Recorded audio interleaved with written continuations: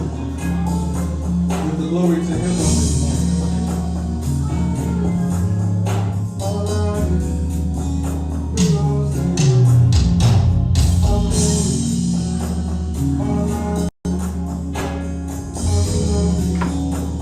All I it belongs to you. It belongs to you.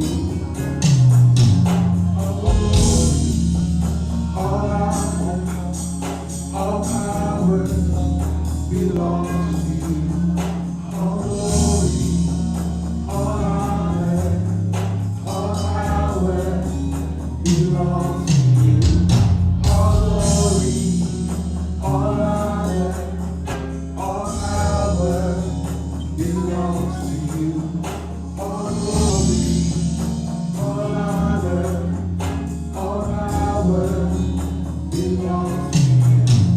All glory, all honor, all power belongs to you. All glory, all honor, all power belongs to you. All glory, all honor, all power belongs to you. All glory, all honor, all power belongs to you. All glory, all honor, all power belongs to you. All glory, all honor, all power belongs to you. Belongs to you. Belongs to you. Belongs to you. Belongs to you. Belongs to you. Belongs to you. Belongs to you. Belongs to you. Belongs to you. Belongs to you. Belongs to you. It belongs to you. It belongs to you. It belongs to you. It belongs to you. It belongs to you. It belongs to you. It belongs to you. It belongs to you. It belongs. It belongs to you. It belongs to you. It belongs to you. It belongs to you. Belongs. It belongs. It belongs to you. It belongs to you. It belongs to you. It belongs to you. Belongs to you. Belongs. It belongs. It belongs. It belongs. It belongs. It belongs to you. It belongs to you. It belongs to you. It belongs to you. It belongs to you. It belongs to you. It belongs to you. It belongs to you. It belongs to you. It belongs to you. It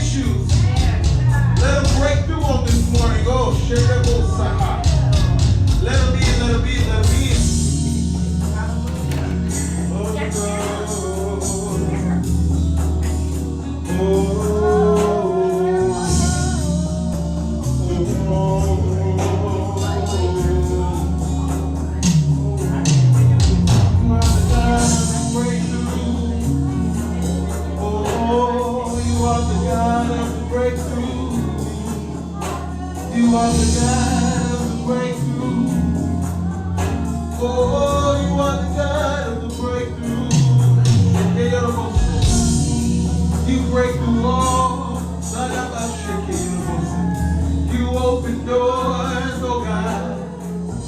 Oh, you are the God of the breakthrough. You are the God of the breakthrough. Lord, you are the God, you are the God, you are the God of the breakthrough. You are the God, you are the God of the breakthrough. You are the God, you are the God of the breakthrough. Oh, you are the God of the breakthrough. You are the God of the breakthrough.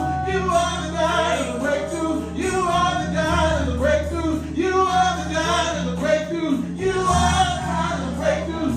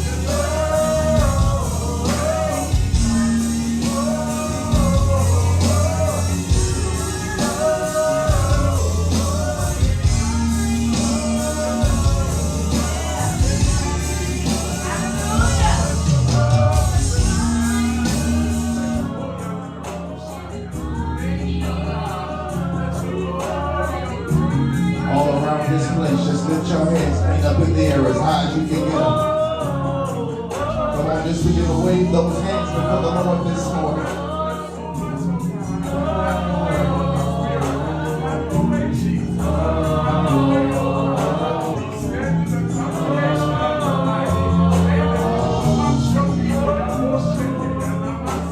We give you glory this morning. Now with those same uplifted hands, I want you to clap your hands unto your God like you lost your mind.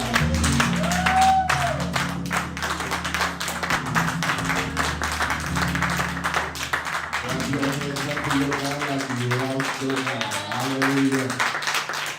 You will have your seats in the presence of the Lord. Good morning, Way Nation. Good morning. I think it might be afternoon now. I'm not exactly sure, but almost. But y'all some worshiping so-and-sos this morning. Amen.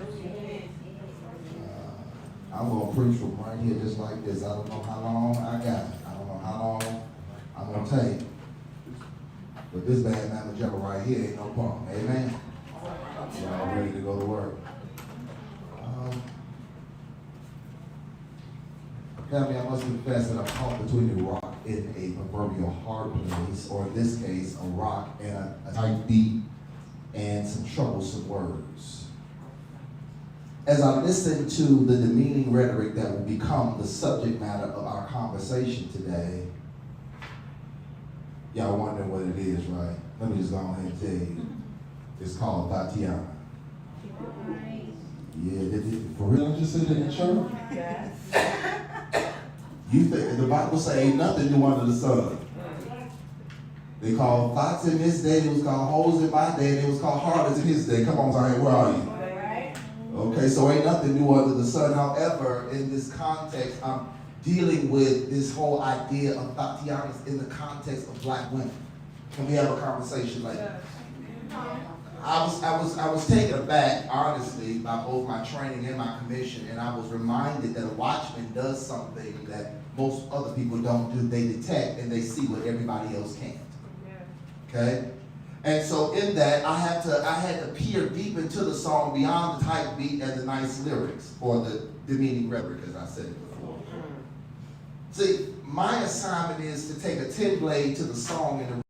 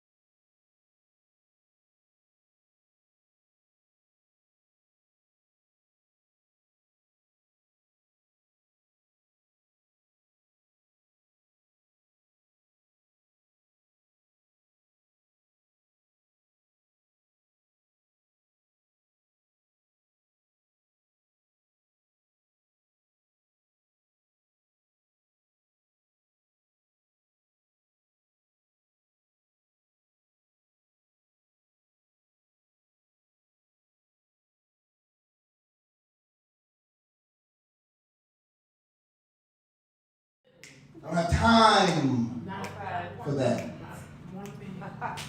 So then you want me to come and be with you. Come on. And you still haven't got your boyhood tendencies Come out. on now. No, that's right. Come on. Now there's a double standard. You can go out and fool around, but if I do, I'm a thought. Come on, Jesus. Come on. That's it. The problem with that is that it's a matter of biology. Y'all waiting on this one. Yes, we are. It's a matter of biology. A dog and a monkey Come on. Don't go together. can't make nothing together. Nothing. Come on. Woo, Jesus. A monkey and a squirrel Come on now. can't make nothing Nothing. together. So problem I got here is, if you calling me a creature Come on. of a whole nother creation, that must mean that we have some sort of similar genes to be able to procreate and make something. Okay. So really what you said when you called me a thought, you calling yourself Tatiana. Okay. Come on. If I'm Tatiana, baby, you Tatiana, we the Tatiana twins today. There you go. The sad part about it is that you will say, oh, she a thought, but be the first one in her inbox. Yes. Come on. You'll say that she a thought, be the first one in her DMs. Don't want nobody to know, but you're the first one in there because you really, what you're really saying is, brothers, is that I'm too immature to really share how I really feel about you and approach you in an appropriate way. So I will call you out of your name so that I can get your attention, and then hopefully you will forgive me for calling you out of your name, and then you'll hear what I have to say. Wow. Baby, bye. So we gotta dissect this song because we need to understand what's that. Now I didn't get through the whole song. I just got through the first 3 words. Through the first 3 words. Okay, you ready? Hand up. First, here we go. First down. Okay, first word. Bust down. B-U-S-T-D-O-W-N or B-U-S-S-D-O-W-N. Whichever one you choose, just your preference. Watch it. So bust down. According to Urban Dictionary, I had to go with my resources. It establishes a bust down as a colloquial term. Now, I had to butlerize this real quick, right? It's a colloquial term originating from Chicago slang intended to describe a female who fits the following description. Is sexually promiscuous, usually without discretion. A woman of low morals who sleeps around usually with guys of the same crew. Wow. A woman who arbitrarily and regularly utilizes her mouth for sexual favors and allows herself to be ejaculated upon. You ain't hold back. Nothing. I'm feeling that sexual favors. Look at me. Every woman in this room, you have the capacity to bring new generations in through you. If I let you be called this, by default, if you bring another woman into the next generation, this is what she is because you prescribe to it. So by default, you bring in another. So if we don't get you free from what this is now, you'll continually bring in the ones over and over and over and over and over. Do I gotta break this down here? She is sexually promiscuous, usually without discretion. Wow. She don't care no. Wow. She don't care who knows. She don't care who knows. Now this is what a bust down is. Now when I read an article that Blueface did when he was explaining what it meant. Now you gotta see, he was explaining what this is. He said it's language and terms utilized in the strip club. Bust down for him means come dance on me or drop like it's hot. So okay, all right. What if we didn't go with this definition here and we decided to go with the songwriter's definition and suggest that now what you're asking me to do is be a stripper? From one ill repute to the next ill repute, it's still nasty. Amen. So the reality is that you're being asked, watch me, to compromise your profile. I need about 50 women in this crowded church right now to throw their hands up and say, I will never I will never compromise my profile. compromise my profile. You gotta understand something, ladies. If God has someone for you, He has someone for you. Stop allowing the distractions to get in your way. So, And watch this. Look at me. Assess. Say assess. assess. When you assess what you are attracting, you will see what you're in bondage to. Come on, all right, I got you. So if you're attracting nasty, you gotta be nasty on the inside. And we gotta deal with the nasty on the inside so that I can be nasty so that I can attract who I'm supposed to attract. There you go. Amen. Y'all with me? Yeah. It's tough, ain't it? Yes. It's real. Look, Secondary. Now, let me go on down go on ahead. to the latter part of this definition here. What Mr. Hancock said? She outdoors. Tell her to come out and be here for I want her to be here for this part. I need help with something. Okay. Next time, let's get this tape down, please. Don't fall over this. And if I do, I'm gonna be real upset with a whole lot of people. Okay. All right, now watch. One of the things I want to understand, baby, is look at me. Every woman, whether you're married or not, whether you're married, look at me. If you're not married, look at me. Right now, because it's something I got to tell you. The Bible says that the marriage bed is undefiled. Marriage bed is undefiled. Well, what does that mean? I mean, anything goes. Look at me. No! No. Come on, help us. The reason why everything doesn't go in your marriage bed is because everything that you want to bring in your marriage bed has an Come on origin. now. There you go. Come on. What's the origin of what I'm bringing in my bedroom? Oh, this is just a firm position. Baby, your position came out the Kama Sutra. Come on. And the Kama Sutra is a manual for sex magic. Okay. So you try to go like this.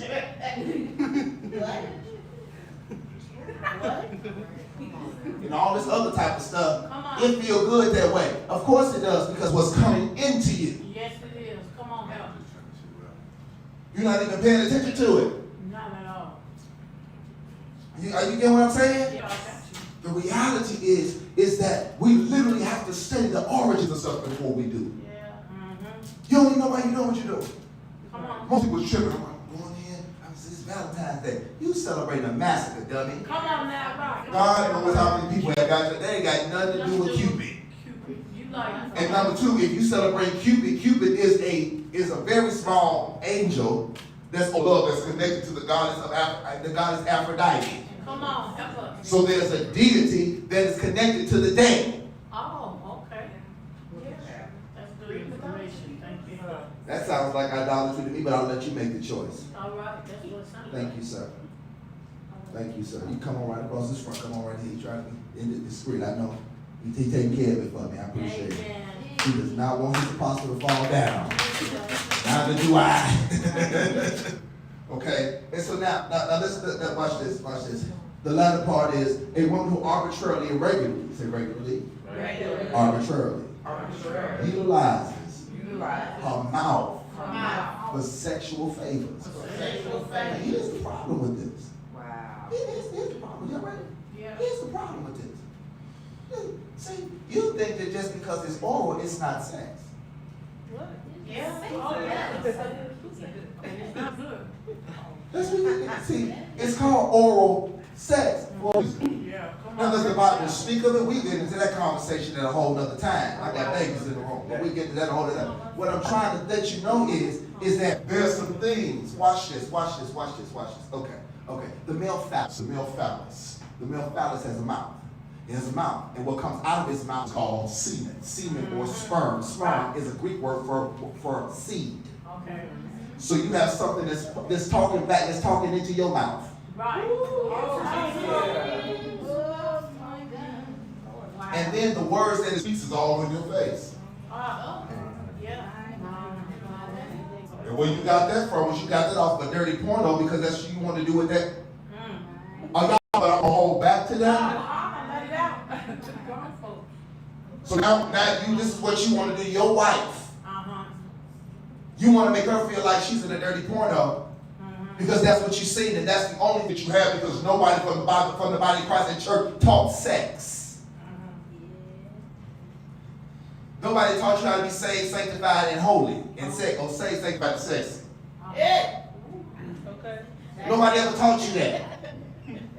You want to walk in your bedroom thinking your name is Catwoman with a whole plastic suit on and a whip. Shh. Shh. Come on, baby. No, I'm not. Whips and chains and bondage and everything like that. Don't bring that into your bedrooms, ladies. Amen. Don't allow a man to put their tie. You about to be a fool. If you're going to tie me up to a bed, and then you're going to do what you want to do to me. Amen. Not at all. Baby, you might become Kathy Bates in Misery and decide I'm going to take a hammer and tear my feet up. The devil is a lie. I'm still up there feet out like this.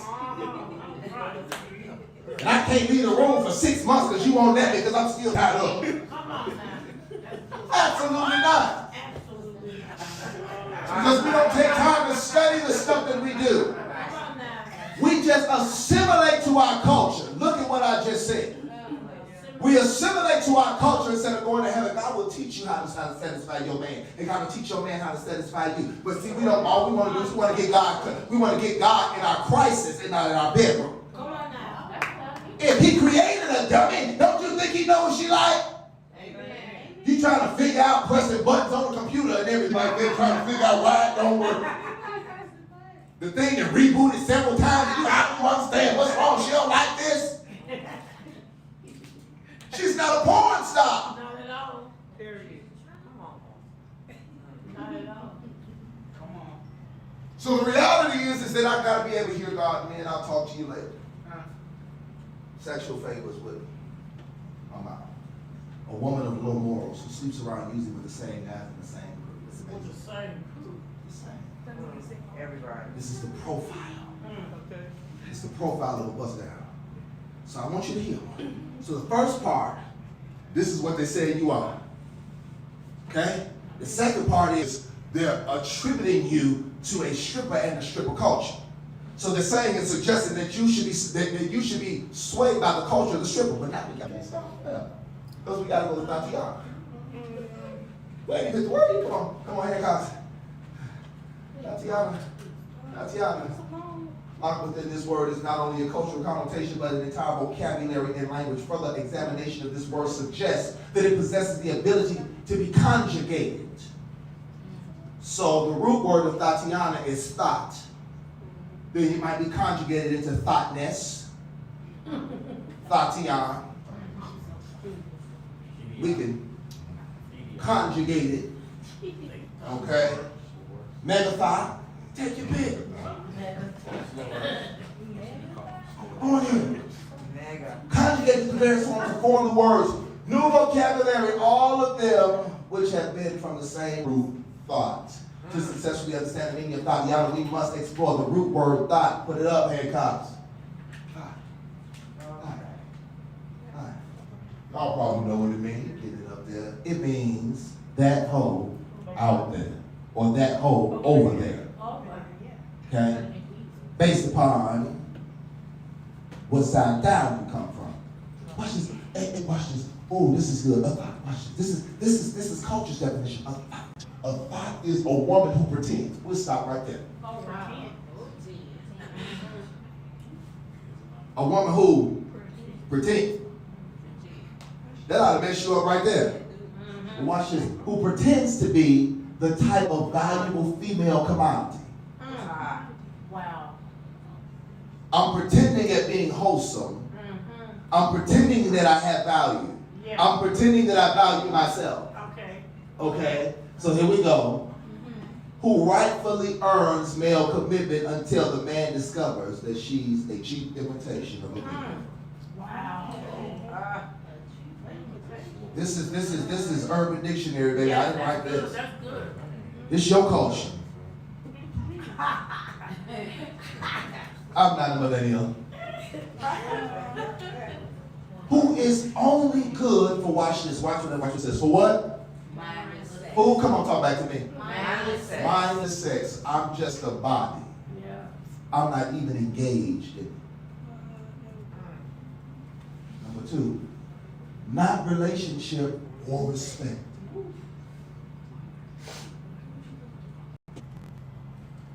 Take the next hand, guys.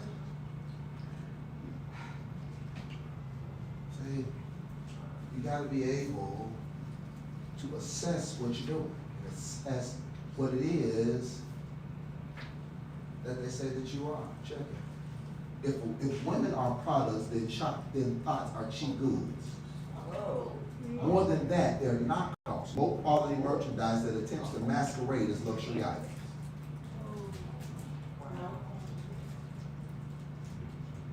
So let's go back to my next definition of Tatiana. I got a second one. Okay. Oh yeah. I got you, Faith. All right, I mean, it stands for that whole over there. Thoughts usually have lost their virginity at a young age and loves partying. A thought is usually active on social media, especially Instagram and Snapchat. On Instagram, she can be found in pictures. She can be found in pictures of her in heart filters and usually half naked. On Snapchat, she's most likely posing or posting videos of her obnoxious lip syncing rap songs while playing with her hair, thinking she looked like Lil Kim. I'm sorry.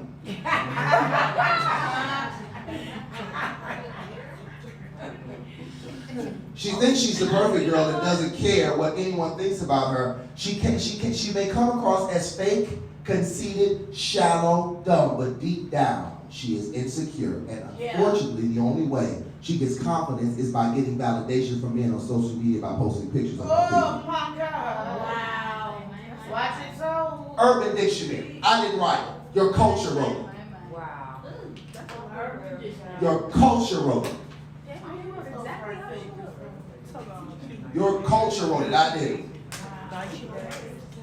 Proverbs 18 and 21, 20 and 21 says this. Proverbs 18 and 20 and 21 says, a man's belly shall be satisfied with the fruit of his what? And with the increase of his lips shall he be what? Death and life are in the power of the Tongue. and they that love it, they shall eat the fruit thereof. Let's break this down. Okay? The power of the tongue that the text is talking about is the capacity to speak words.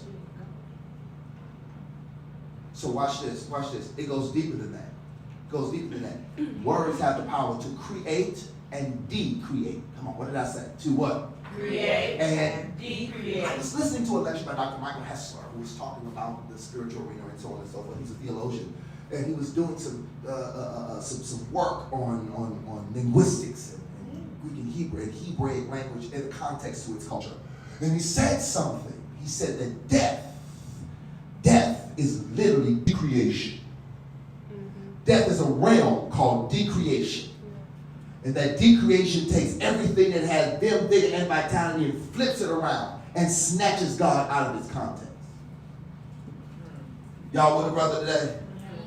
And so literally what happens is, when you speak words, they will create an anti or a decreation context around you and you walk in. Or it'll create a creation context and you walk in life in that more abundantly. But watch this. I told you that words were more than what you say. Or more than what you agree with in your mind is what you say. Whatever you say, even down to the colloquial terms. When you start agreeing with culture when you say the colloquial terms. Because what you're saying is, I agree with that. I've assimilated it into my vocabulary, and anything that's in your vocabulary suggests that you believe what the word means. And if you believe what the word means and the word itself, then you begin to utilize it. Okay? Bible says in this in Amos 3, it says, how can two walk together except they be agreed? How can two work together except they be agreed? Watch this. You may say, I don't know Blueface. I don't know his crew. I don't even agree with what he's saying. So how is it that you can sing what he says and not be in agreement with what he says? There's no way that you can sing a song and not be in conjunction with the song. So whatever you're singing, that's what you believe. Okay? Y'all all right? Y'all okay? Y'all not? Y'all get it together? All right? Right. How can two walk together except they agree? Stop agreeing with everything. Amen. You haven't even done no research. You just agree. That sound good. Look at my shot. Shut my heart. You've been jerked and snatched in your head and flipped back, and next thing you know, you're in agreement with something and you wonder why all hell breaking loose. It's because you're in agreement with it. You got it. Okay? Amen. Say the power of pedigree.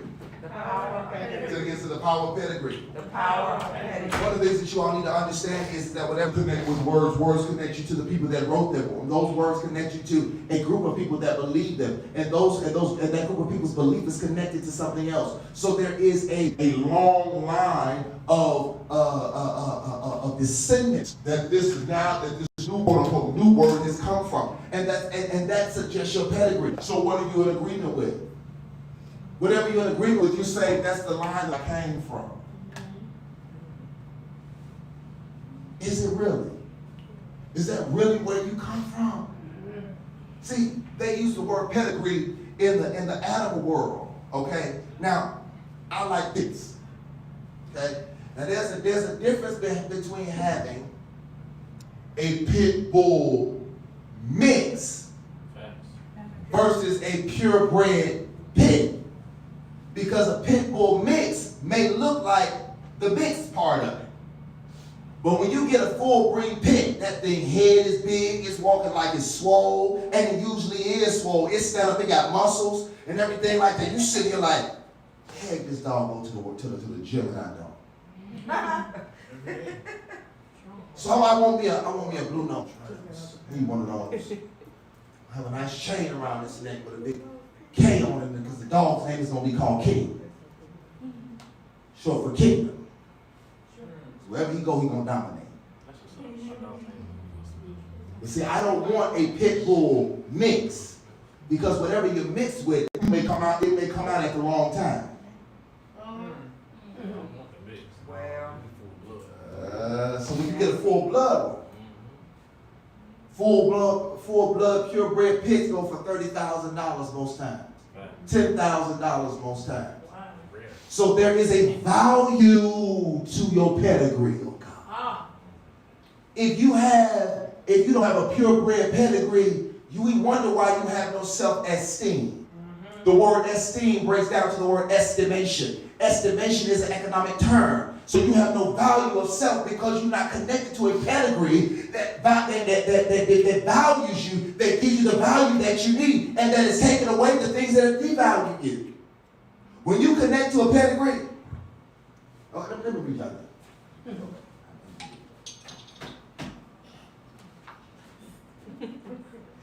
Y'all ready? A pedigree is the charting of a person's matrilineal and patrilineal lineages. Charting and documenting a consistent connection to purebred stock, high social class, and what? Notable success. You're connected to it. You're connected to it. And the reality is that once you connect to it, it will dictate some things that you just won't do. Amen. It'll dictate some ways that you just won't behave. If you come from high class society, it will dictate you, oh no, I can't do that because my pedigree does not allow me Not at all. to do that. See, I need you to understand something. Apostles have a pedigree. I just didn't pop up out of nowhere. I'm connected to a long line all the way back to Jesus Christ himself, and even before that in apostolic type. So I don't get the right to formulate how we want to behave. No. I was given a set of standards when I stepped in this office, and either I was going to do them or not. Is this making sense? When you connect to the right pedigree, you're going to behave like the pedigree says. You're going to have perceptions and perspectives and opinions and attitudes and speech like the pedigree says. Amen. So you will know a tree Amen. by the fruit in which it bears. Amen. Y'all kicking with me right now? Yeah. So I can see what's down your line by how you behave, how you speak, how you perceive, what you say, how you say it. Then for me, that becomes a place of diagnostics now. I need to begin to rework who they said you were and begin to implant in you who God says you are. Here's the deal. Write this word down. Culturally contexted pedigree Wow. versus divine pedigree. Culturally contexted pedigree versus divine pedigree. There's a cultural context, there's a pedigree that has a cultural context versus a pedigree that God gave you. Most of us would suggest and state that we want God's pedigree. Some of y'all lying hard.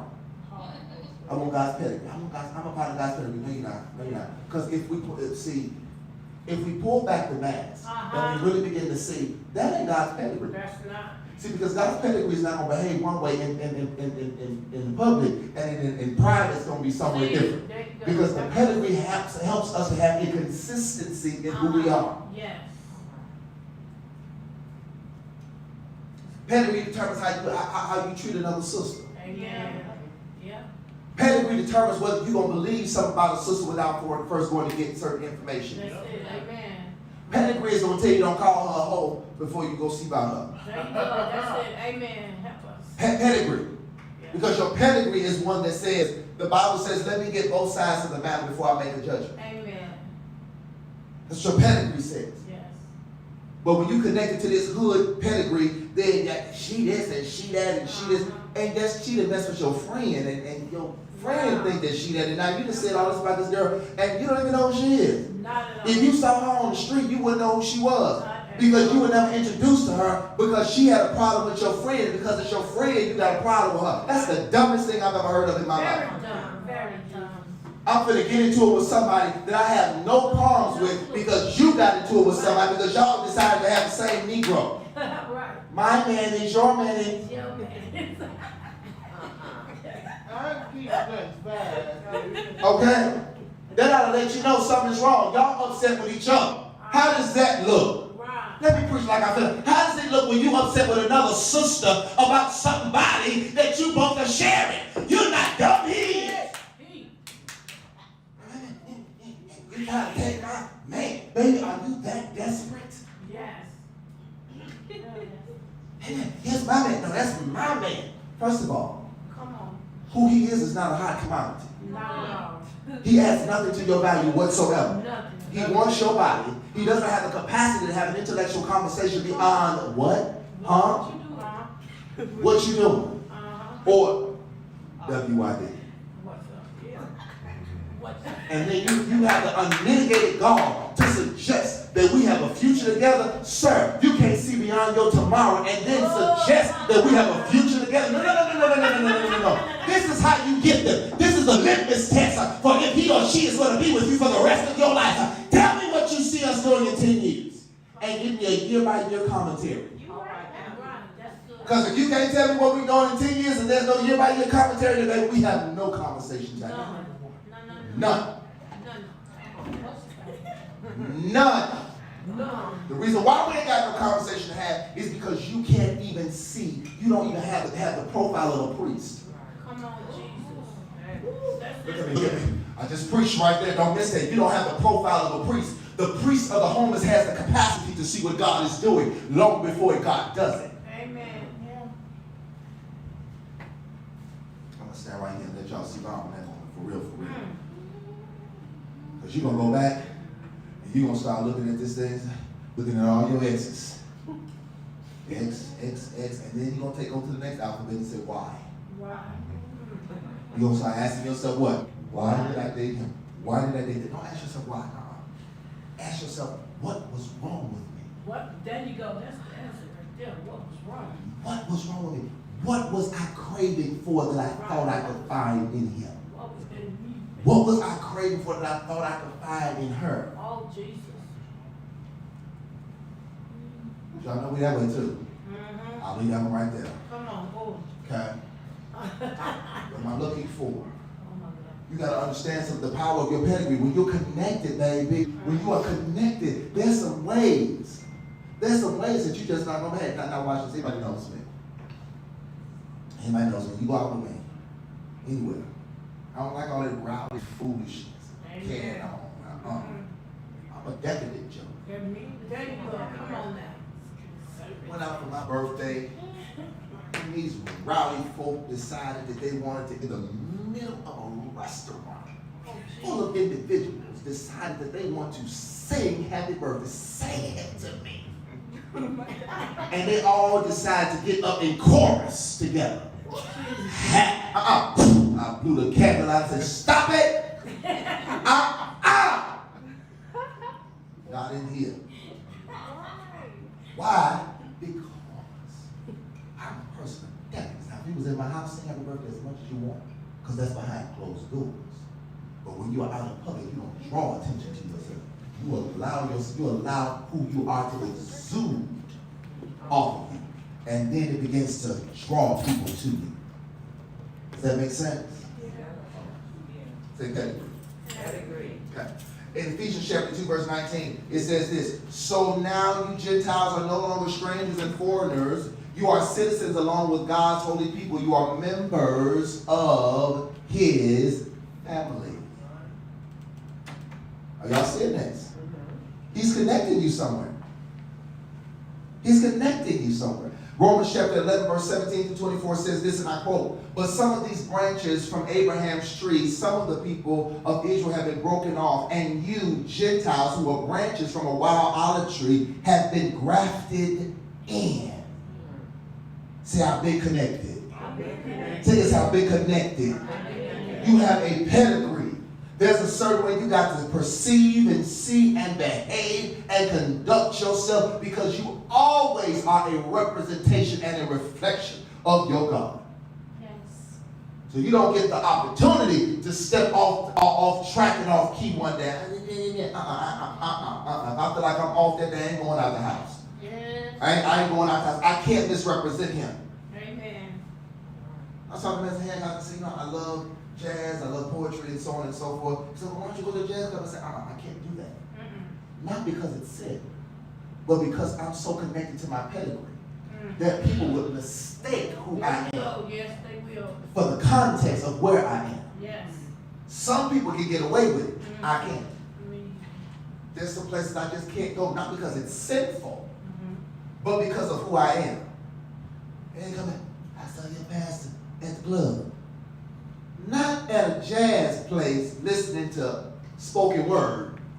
But what is the content? I saw him at a club. You see what I'm saying? I cannot afford that for his sake.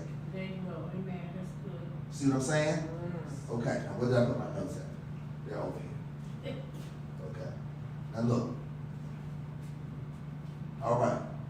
Wow. So now you receive the blessing of God has promised, and his children sharing in the rich nourishment from the root of God's special offer. Do you see this? That pedigree is giving you strength that you didn't have before. It's speaking something into you that you didn't have before. Galatians chapter 3, verse 29 says, if ye be Christ, then ye are Abraham's seed and heirs according to the promise. So I'm connected. Being connected means it requires that you disconnect from some stuff. Amen. This is why some of your friends can't stick around you. Not that you don't love them anymore. You have to become a strong. See, my grandmother does all this green thumb stuff, okay? And so one day she decided that she was going to, they had ripped a stem, a leaf, whatever it's called, off one of her plants. So she went and took all this stuff. She took and got her razor blade, cut it right, and taped it on there. I said, "Mama, what are you doing?" She said, "Give me 2 weeks." She taped it on there, propped it up with a stick. And in 2 weeks she came back, it was all connected. Wow. The leaf that had been detached was now all connected to a whole nother stem and getting nutrients from the stem and the roots. So God has to disconnect us from some stuff, only to reconnect us to himself. Y'all get what I'm saying? Yes. Amen. So we can't talk with it if we ain't going to define it. And God, put my definition of women up, please. And I want every sister, when they come up, we're going to read this together. Defining woman. A woman is a Mature. Stop right there. What does mature mean? One who has endured the continual process of and in the following areas. Y'all ready for this? Spiritually, overcome the past and proclivities. Relationally, emotionally, financially, intellectually, and ideologically, and physiologically, and psychologically. Okay, let's go ahead and process this. Okay? Now ready? With the way that the food is made, women develop quick. Yeah. So at 3, you had a double D. We got a problem. Oh, At 3, you had a double D because you got all these hormones and stuff in the food. And you like, girl, you need to go to 50 at 3. And now here's the problem with that. Just because I'm physically mature right. does not suggest that I have met the qualifications of Yeah, woman. amen, yes. A woman is mature in all of these areas. Yes. She is mature spiritually. She is mature because she's overcome her past and her proclivities. She is mature because she's mature relationally. She knows how to handle relationships. She knows when to exit relationships. She knows what relationships are for her and what relationships are not for her. Amen. She knows she's matured emotionally. Let's pause. I might need to chill. Emotions like, oh my God. And the reason why a lot of people don't mature emotionally is because they haven't taken time to deal with the stuff that attacks their emotion. Amen. How about this? How about there's some stuff that you've gone through that you've never healed from? Yeah. Amen. What I just said, there's some things that I've Gone through. but I've never. Healed from. Those are two different things. Yeah. I can go through some stuff through time, Yes. but I've never healed from it. So now, if something in my existence and something in my reality triggers it, that pain that I allow to lie dormant now Yeah. flares back up, Yes. and now you get sapphire. How many of y'all remember sapphire? Sapphire, sapphire. Sapphire is that sister that was always mad and angry. And said, what's wrong with you? Ain't nothing make you happy. Shut up. I am happy. I don't understand why y'all doing this like this. Okay? Y'all get y'all lives together. See what I'm saying? See, that was sapphire. Because she had not matured how? Emotionally. Yes. Ladies, what's after emotionally? Financially. Huh? Financially. Baby, work your bag. All the ladies, independent, throw your hands up at me. Let's stop right there. Now go back and look at your bank account and determine whether you're really independent. Yes. Yeah. Because when you look at your bank account, Negative. let me tell you what financial independence, what financial maturity is. Financial maturity is when I know I can't get my hair done this week. Yeah. Come on. Yeah. Financial maturity means that, you know what, I'm going to have to get me and my girlfriend, we're going to go and sit down together, put our feet in some, and soak them and scrub them and come back and we're going to paint each other toenails. We're going to have a whole party. Amen. Okay? Actually, baby, guess what? That's $35 Okay. right there. And you know you're going to want to eat out that week, so that's $35 you eat out. Okay? Financial responsibility means that every year at the top of the year I check my credit report. And I see what's on there. And I said, you know what? Okay, let me go ahead on and work on this, or work on that, or work on this, or work on that. Matter of fact, here we go. Oh,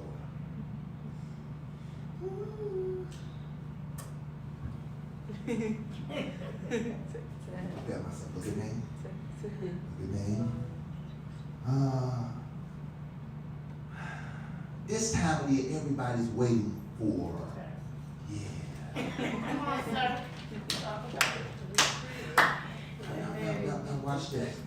I had a conversation with one of my white friends. All right. And to her, she said, I don't have a lot of money. I ain't got a lot of money. That baby girl got money. Yes, she do. But we've been having a conversation. And the conversation is, she said, I don't understand how you work all year, get a tax return back, and don't save or invest something. Yeah. Amen. Well, the reason why is because all year you've been living beyond your means. And now I got to play catch up. And so now I'm playing catch up But then I can't play catch up because I done seen something, y'all. You get that money back and you done seen something, y'all. Okay, all right. You done went by Curly's and seen something. Come on, Zion. You done went back in the back part of Walmart and seen something. You done went over to Target and seen something. You done went to Aaron's and seen something. And you come out with the something that you seen, but the something that you seen was what you needed, because what you needed was to put that in a CD, a Roth IRA. Come on, somebody. You didn't put it in something that's going to make you some money later. So at the end of the day, 3 weeks, a week after, you're like, I ain't got no money. How you just got $9,000 back? Where did it go? You ain't tired, so I know now I know where it went.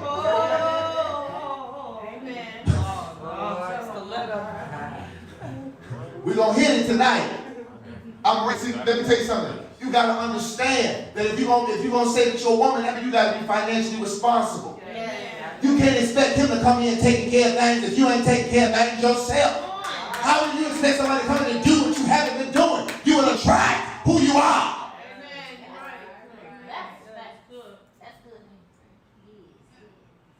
So as I'm traveling through the 6s, almost to the 7s, I'm going to attract who I am. I missed the shout. Wow. You missed the shout.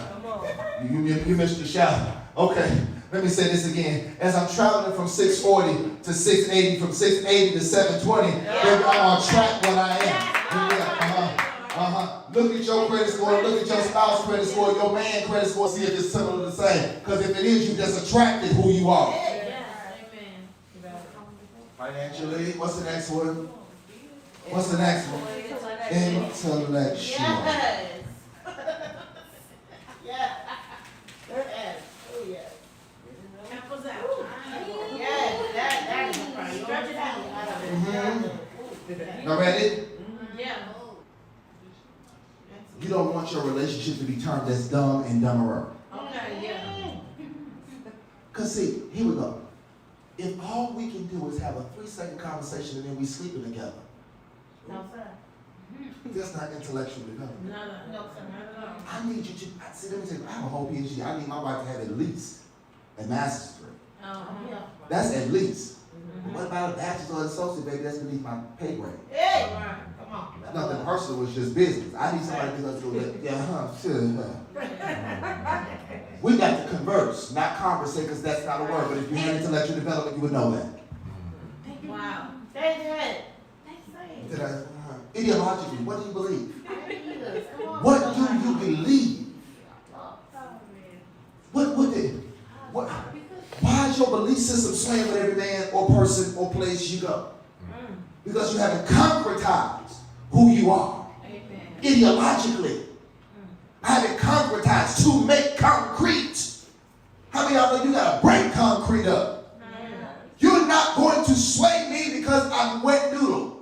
No, I'm concrete. Amen. Anything that's been concretized is now standing firm and tall on what and who it say it is. Yes, I don't bend, I don't break, I don't move on my morals, my values, and my moral foundation. I am always the same. And physically and psychologically. Let's talk. Let's talk. There is a shortage of mental health resources in the state of Illinois across the board. A shortage. Look at me. Look at me. Look at me. Everybody. Look at all 4 of my eyes right now. Ready? Some people have mental health issues Oh, wow. and don't know it because they've never been assessed. Yeah. And there's some psychological issues that don't even need medication. They just need to be diagnosed so that we can deal with it. And then I would even add to that solological issues. Solological issues. We'll deal with those at the Day of Healing, March 21st, 9:30, breakfast, 10 to 3, shameless plug. Okay? But I'm telling you this because once we get you together mentally, and you don't spaz out, will he remind you of somebody? Or you know how to walk through some areas of your life successfully and be okay at the end of the process? That's psychological development. Right there. When my mind is not okay, I can see somebody walking down the street and look like Harry and I'm going to get mad. Okay? Is a mature. All that was mature. Y'all ready? Adult female who walks in her destiny. Come on. Baby girl ain't got time for distractions. She's on course. Ooh, come on, y'all wish to preach, right? Y'all listen. Yeah. She doesn't have time for her distractions. She's too focused on her course. Girl, I'm going to talk to you, you know what I'm saying? I think you're a nice person. I think I'm a nice person too. But if you're not on this course with me, then we don't have nothing to talk about. We don't have nothing to say. We have nothing to say. If you can't even identify my course of destiny, then I know you're not able to identify yours, so we have nothing to speak on. And some will be handsome. You know? Have you ever seen somebody that was cute and dirty? It was cute and you know you didn't need to be with them. And that one girl, she, ooh, you have nothing. Anywhere. But you cute. How is it that you'll be this cute and have nothing? Because that's something called a void of destiny. Wow. Okay? I just wanted to get the definition. Who understands purpose? Say understands purpose. Understand purpose. If you walk in my house, you walk in my lower level, you're gonna see come down my stairs, you'll see my office, walk in the hallway, and on one side you'll see my credentials. On the other side you'll see my commission on your stack. On one side you'll see my credentials, but on the other side you'll see my commission. Because I'm authorized by my purpose. And if I'm never reminded of my purpose, I'll always allow people to come in who don't belong in tandem with that purpose. And that's not just people that are in my life now, but that's memories, that's a whole lot of stuff. I'll allow that stuff in to take its seat in me. Okay? Now surrender me now. Look. See? We ain't gonna fight. That's what my project. You failed. Did you fall? Did Papa baby fall? Yeah. Okay. I have no clue what's going on, as she said. All right, now watch this. Purpose, identity, and assignment. Watch this. Read these last several words. Started with manifesting. Watch this. Manifesting. Wholeness. Come on. Who? Wholeness. And? Holiness. And? Healthy living. Say wholeness. Wholeness. Holiness. Holiness. Healthy living. Healthy living. Wholeness. Wholeness. Holiness. Okay? And healthy living. Say healthy living. Healthy living. Everybody's body style is the same. There's no index thing that they say that you go to the doctor and every black woman that she fat. But you know, in our cultural context, you think, you know, they say, oh, you malnourished. Okay. You have to find out what health is for you and your body. And stick to it and live that way. You understand what I'm saying? That means I gotta stop eating certain stuff, I gotta stop eating certain stuff. That means I gotta take a 15-minute walk a day. I gotta do what I gotta do so that I can be healthy. Because God ain't gonna send you nobody and you finna die 2 years after you live. Amen.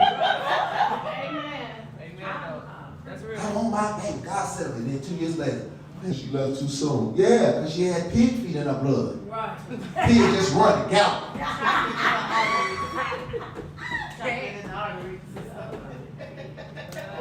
You see Porky running down her capillaries.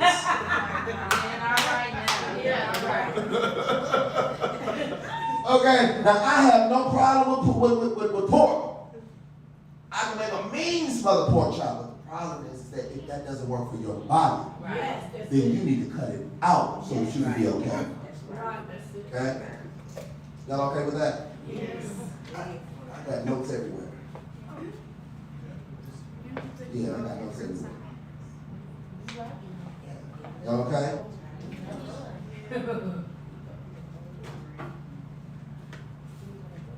A female must successfully ascend into womanhood correctly, or else she will become a woman entitled, unable to access the economy attributed to her position. She will lack the fortitude to rule her emotions and body. She runs the risk of becoming masculine as a protective measure.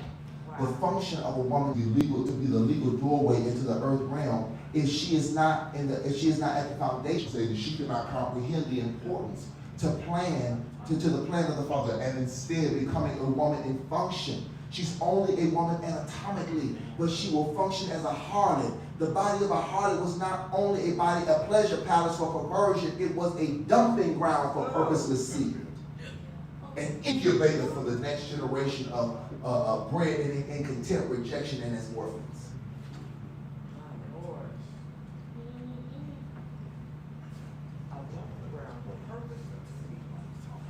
You okay? I ain't got time to close. I gotta get some play. Y'all see how many notes I'm flipping through, right? Now, wait a minute, hold on, man. Why you flipping through? Because see, I gotta get y'all something. There's someplace I gotta get y'all. I can't even give y'all Hebrew behind the woman. I can't even do that right now. So if I give y'all Hebrew behind the woman, we'll be there for about an hour. I ain't gonna do that. So I gotta get y'all to these sisters. I gotta get y'all to these seven, to the magnificent seven. I gotta get you to the magnificent seven. I gotta get you to the magnificent seven. The magnificent seven. The magnificent, oh, I'm sorry. The malevolent seven. I was getting y'all set up because I knew what I was going to say. You like the magnificent seven. What's that? That's seven attributes. Malevolent seven. These are the seven right here that's rolling up on you. These are the seven right here that want to get you. These are the seven right here that wants to change your profile to fit it. Seven demonic personalities that target the nature and the personality of a woman to shift their prophetic profile. Say Lilith. Lilith.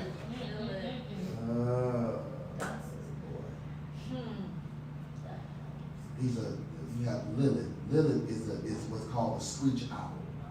If you've ever heard the term lullaby, it is from the Latin Lilith, a bee.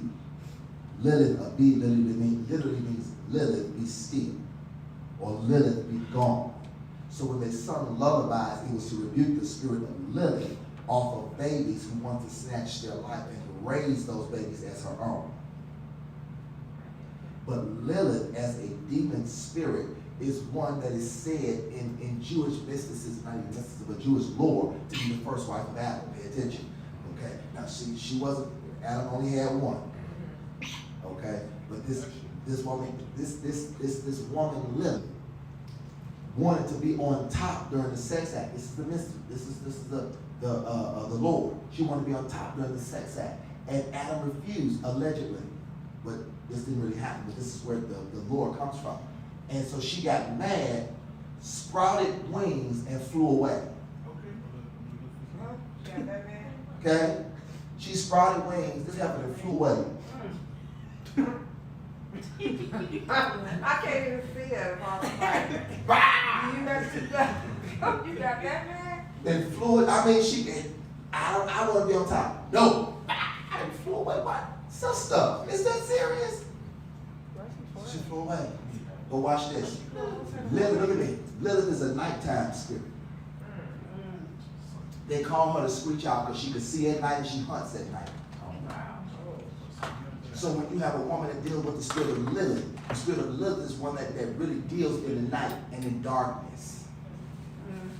You'll find that they like the nightlife. They like to be out in the nightlife. Okay? My mama call them night walkers. Okay? There's a seductive element to Lilith. Seductive element to Lilith, which takes us into the next sister. The next sister, now Jezebel. Everybody think that Jezebel just had her own type of no. Jezebel was one of the Lord's wives ever in the Bible.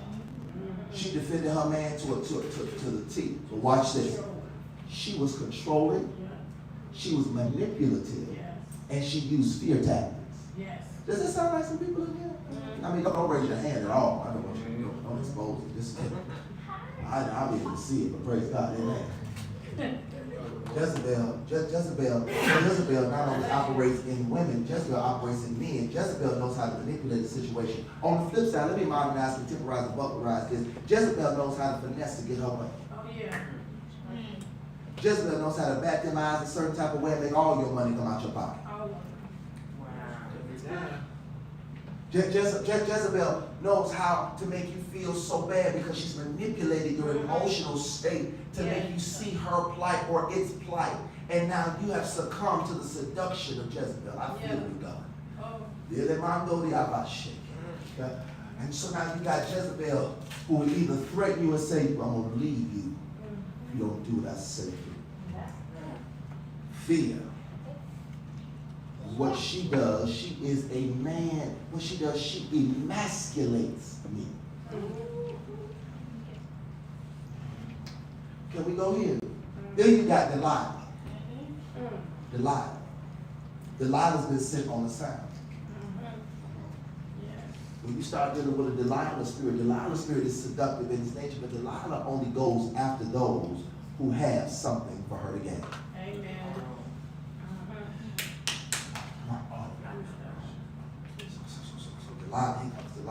Delilah sees Samson, somebody she would have never been with, until they put her on assignment for her to recognize he has something of great gain.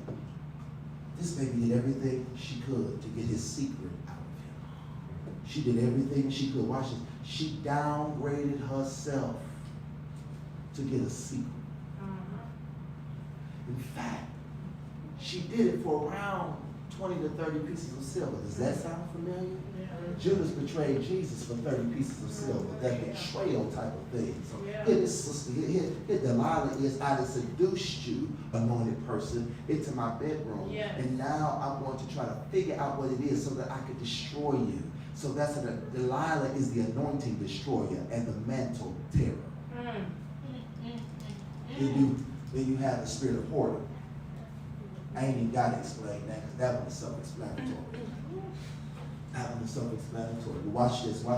I'm not just giving my body, I'm giving my soul.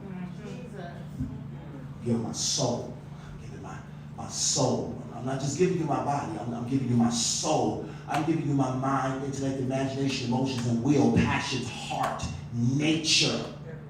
Every aspect of me now is involved in this exchange. I'm letting you dump a seed in me that was never supposed to be there. Amen. So I become the proverbial dumping ground for so many. Not valuing my soul till I take the guards off of my soul. You get what I'm saying? Yeah. I gotta guard my soul, Miss Baby. I gotta guard my soul, Auntie. I gotta guard my soul. And the reason why I gotta guard my soul, because the Bible says, out of my heart, my soul flows the issues of life. I got issues coming out of here. I got stuff. I got life coming out of here. If I don't guard this, you'll get in and you'll do with my soul what you want. This is why some men, when they get in to your soul, because you opened it up to them, and they come in, and after they're done, you're devastated at their departure. A part of you is happy they're gone. Because you don't have to continue to suffer the devastation, but now you got to pick up the pieces of a city that's in ruin. Because I gave this person my soul. What happened when Delilah operates through a man and that one?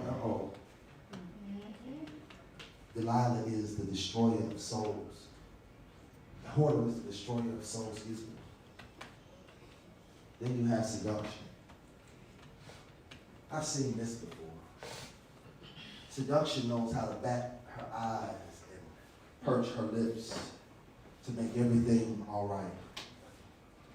Seduction says that I know how to dress the right way and walk past you with the right perfume and let you get a whiff, snatch the nostrils of your nose and carry you on through my aroma into a climate that I've set for your demise. I am seduction.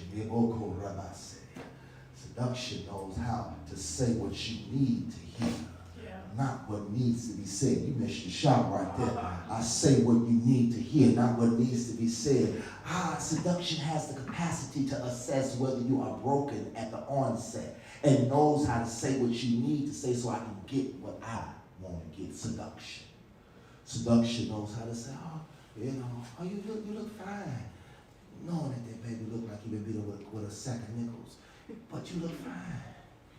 Knowing that stuff ain't right. But there's something that you want because you feel like seduction says, this one can give me the validation that I need. I seduce for validation. I seduce for approbation. I seduce for identification.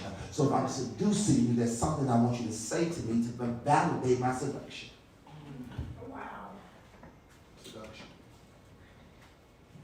Then you have victimization. See, I figured out that women of great destiny have at some level been the victims of somebody's heavy hand, abused in one way or another, be it verbally, physically, or sexually. Because all the rest of the demons didn't work to get you. So now I got to push you down. I got to grab you by the head and I got to start pushing you down. I have to take you out of your position and make you the victim. I have to move you from victory into victimization. I got to be able to say to you, you ain't nothing. I got to look at you and say you look like a pig. I got to look at you and I got to tear you down so low till you don't even know who you are anymore. I've taken you out of your place of high esteem to no esteem, not even low esteem. I've taken you down. I have destroyed your city, and now you will succumb and do whatever I want to do because you're my victim. And then after a while, there's a certain syndrome where people will have sympathy for their victimizers. So you start loving the one that's beating on you. Where we at? You start loving the one that's beating on you. You start loving one. You start looking over the fact that he just called you a fat. You know what? Or you start looking over the fact that he just said everything and did all this stuff to you. And family members did. You looking over the fact because now you're sympathizing with your victimizer because the spirit of victimization has gripped you.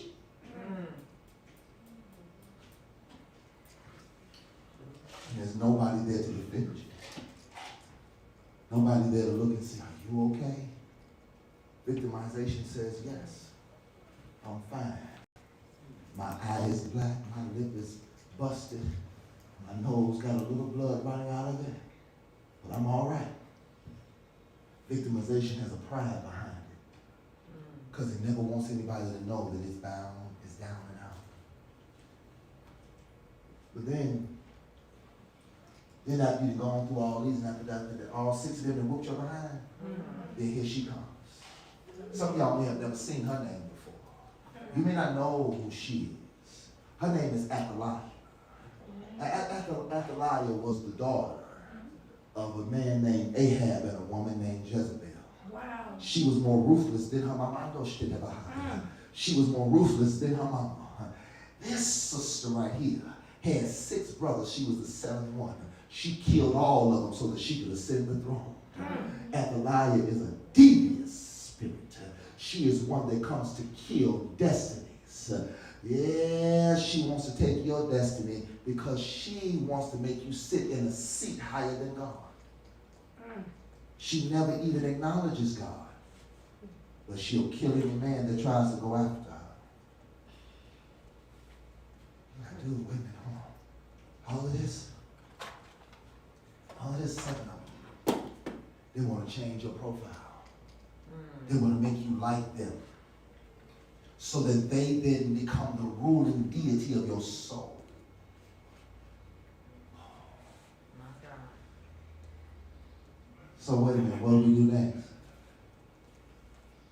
What do we do next? Genesis. I got to close. I got to go. Genesis. Lord, I just need permission to preach like I feel like. Genesis chapter 2, verse 21 and 23. Genesis chapter 2, verse 21 and 25. And the Lord God caused Adam, caused a what? To fall upon Adam. And he what? And he took one of his He took rib. We translate that out rib. They translate that as organ. He took out the only organ that Adam had, that Adam no longer has, that you have, and that's a woman. Anatomically, men one another second. Inside anatomy. Well, I guess I'll say anatomically, not physiologically. Physiologically, men and women are totally different. Anatomically, we understand. The only thing that you have different from me is a womb and active mammary glands.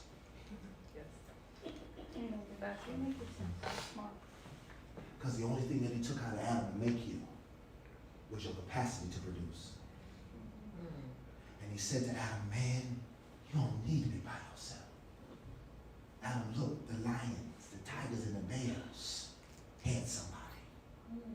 So God said, I had to wait for the right time before I put you to sleep. Some of you waiting on a man to sleep. Hey. Don't wake him too soon.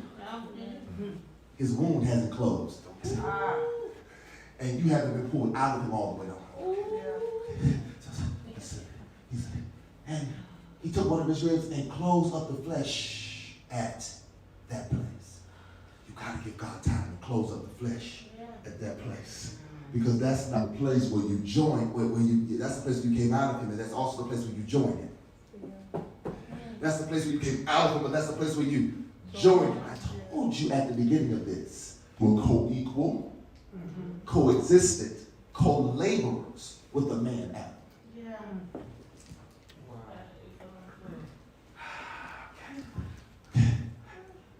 Verse 22 says this. The Lord God fashioned into a woman the womb which he had taken out of man and brought her to. And what? Brought her. He didn't have to find her. Because God, you look at Solomon's wisdom when he said, when a man finds a woman, he finds what? Good thing and obtaineth the favor of the Lord. That findeth means after the Lord has brought it. When the Lord has brought it, then that's when you found it. So now, don't look at it. Don't rush the process. Let the Lord bring you. But before he can bring you, you got to divorce who you were found by. Amen. But if I don't divorce who I'm found by, I'll never, ever, ever be able to be found by the one that I'm supposed to be with. Yeah. 23. And the man said, come on, what did he say? This is now. This is what? This is now. Remember that word now. This is now, Bone of my bone. and Flesh of my flesh. she shall be called Woman. because she's taken out of it. Now, watch this. Watch this. Watch this. I want you to see something. I want you to see something. When she got there, he woke up. They ain't ready for this. When you get there, He gonna wake up. he wakes up. But the text says, the man said, wait a minute, hold on. I just woke up. How do I recognize something that's never been there before, but now I can call it bone of my bone and flesh of my flesh? The text said, how did I, when I was asleep, recognize something that was standing in front of me when I woke up? Y'all ready for this? And then have the nerve to call it bone of my bone and flesh of my flesh. The reason why he was able to do that was because while God was creating her, he was dreaming her. Wow. God used the theater of his imagination to create for him the perfect picture of who he was creating. So while God was creating her, God was communicating with him what he was creating. You missed your shot. While God was creating her, he was creating him, creating in him an image of what he was getting ready to do.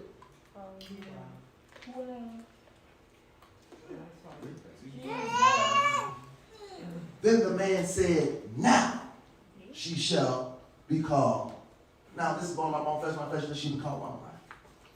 Now, rock over here with me real quick. Rock over here with me to Genesis chapter 3, verse 20. Genesis chapter 3, verse 20. I want you to see something. I want you to see something. She shall be called who? Woman. Okay. Now Genesis chapter 3, verse 20. We get there. We're going to see what it says. Genesis chapter 3, verse 20. Y'all there? Y'all there? Okay. I'm going to read this at the end of this video. It says, now the man called his wife's name Eve because she was the mother of all living. But didn't back in Genesis 2, he said, now this is bone of my bone and flesh of my flesh. I will call her woman. Yeah. But he changed her name. But what significant happened that prompted the name change? When you go back to Genesis 3, you'll find out this is where they fell. So when she fell from her position as a son, she no longer could be called woman. Yeah. She had to be given a name appropriate to her position. Eve, you just the mother of all things. Y'all okay? But she didn't lose her pedigree though, did she? Oh, yes, she did. God. Oh, yes, she did. She lost the whole thing because she was sleeping around with a serpent. She allowed the serpent to beguile her, to exchange her profile and her pedigree for who it needed for her to be. See, she was a co-dominator as Adam was. Now she is just the one that creates life out of her womb. See, when she gave birth, she didn't have pain. Because that's what she was created to do. She was created to birth dominators. But now the pain that comes is because you're birthing in dysfunction.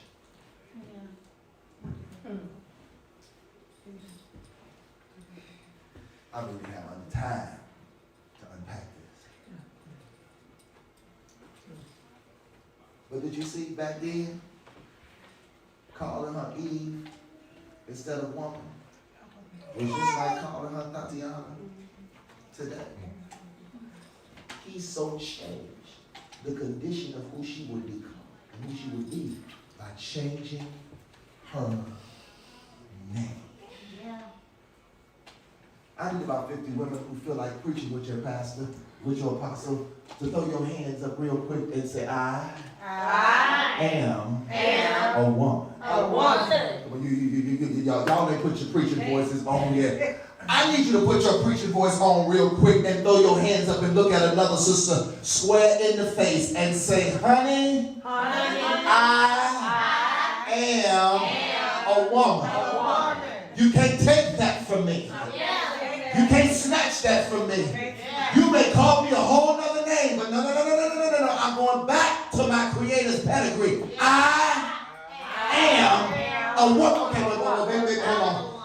If you go back and you look at my physical pedigree, I ain't got some sisters in my physical pedigree that were good renditions of what a woman is. But can I suggest to you, if any man is in Christ, they're already connected to a pedigree of women that you can go back and say, me too.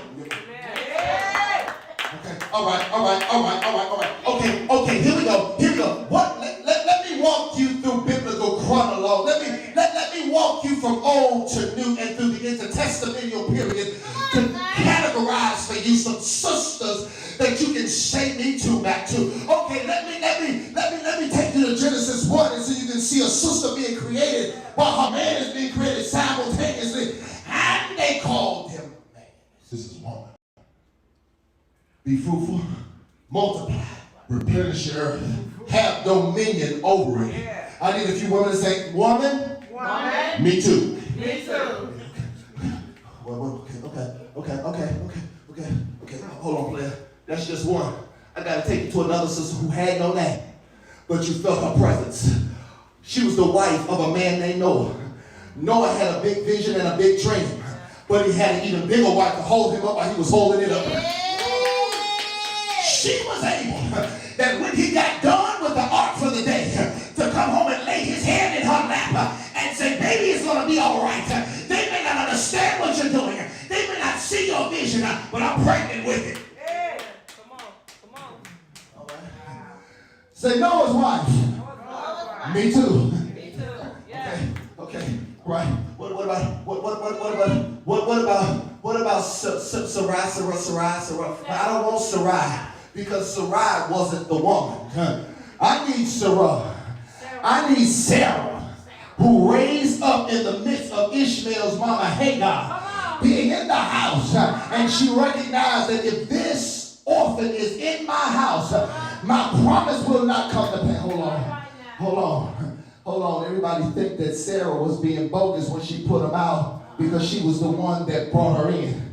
But here's the trip right here. You got to learn, and you got to recognize how to put stuff out that you brought in. You got to learn how to put it out. You got to learn how to say, yeah, when I was nasty, I brought that in. But sister, you got to get out. You got to learn that I brought that mentality in, but no, I'm a woman now. Get out. I used to talk like that. No, get out. I used to walk like that. No, get out. I got not be the same because Sarah, me too. So what about Jacob's wife? Which one? I'm talking about Leah. I'm talking about Leah. I may have an issue, but I'm still the one that's giving birth. Don't miss your shadow. I may be tender, I may not be the cutest thing in the world, but I'm still producing. Come on. You may be demeaning me, but I'm still producing. You may not like me, but I'm still producing. Come on. You may not think that I'm anything, but I'm still producing. My success is not tied to a man. It's tied to my capacity to produce what he says. When destiny is on the inside of me, I have no choice but to produce.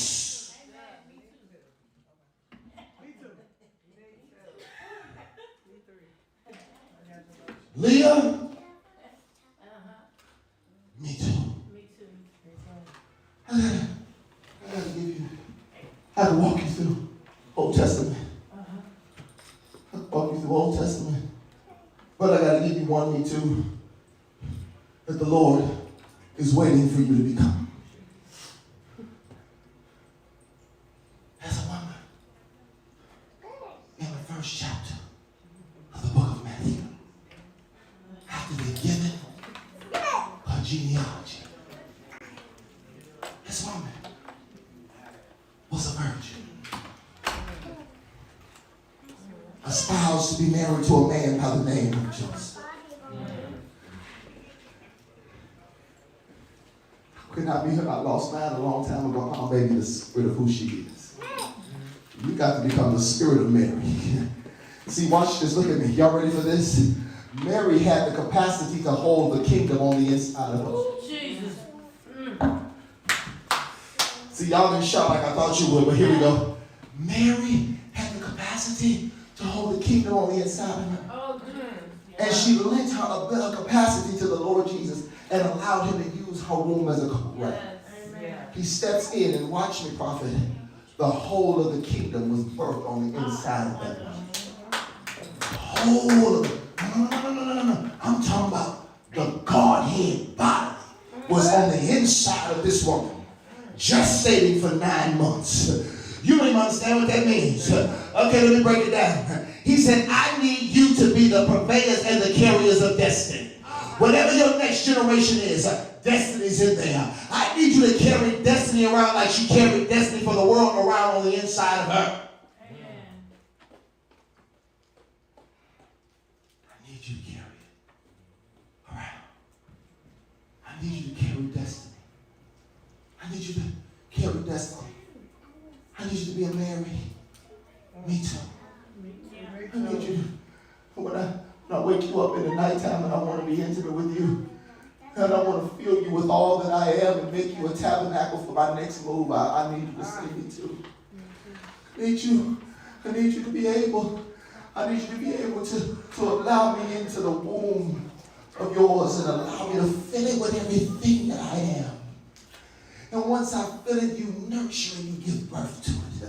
You proudly walk pregnant with the thing that God has put on the inside of you, allowing it to change you from the inside out. There's some things I'm not going to do because I'm a mama now. You missed your shout. There's some things I'm not going to be a place I'm not going to go because I'm a mama now.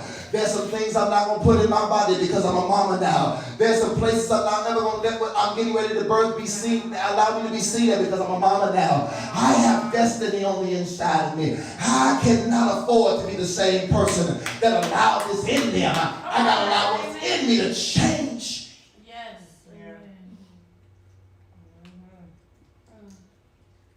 I got to be reclaimed